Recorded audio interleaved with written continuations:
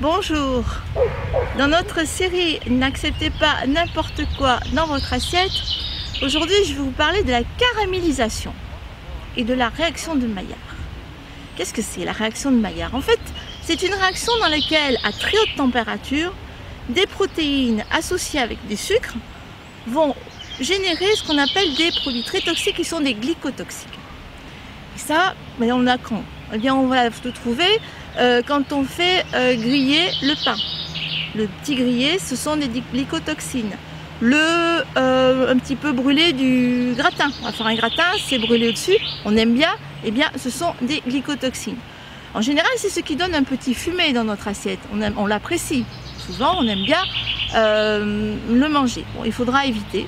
Parce que ces glycotoxines, une fois qu'elles sont dans notre corps ne sait pas qu'en faire. Il va les stocker, alors ça peut être dans les articulations, ça va être sur la peau, ça va être au niveau des artères, et ça va entraîner une espèce de vieillissement accéléré et une perte d'élasticité. Donc c'est pas génial. Pour éviter ces glycotoxines, on va favoriser plutôt l'alimentation à basse et la cuisson à basse température. C'est bien à la mode aujourd'hui dans les restaurants, il y a beaucoup de poissons, de viande cuits à basse température. Eh bien faites pareil chez vous, cuisez-les en rôti à basse température. On retrouvera d'ailleurs beaucoup plus de saveur et il n'y aura pas ces glycotoxines qui seront générées.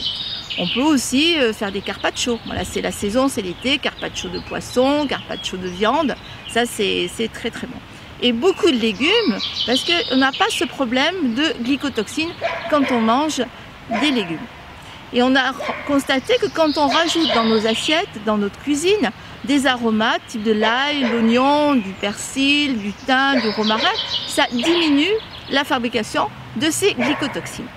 Alors, parmi les glycotoxines les plus toxiques, il y a ce qu'on appelle les acrylamides, qui malheureusement se trouvent dans les frites, les chips, les céréales, et c'est tout ce que l'on donne à nos enfants.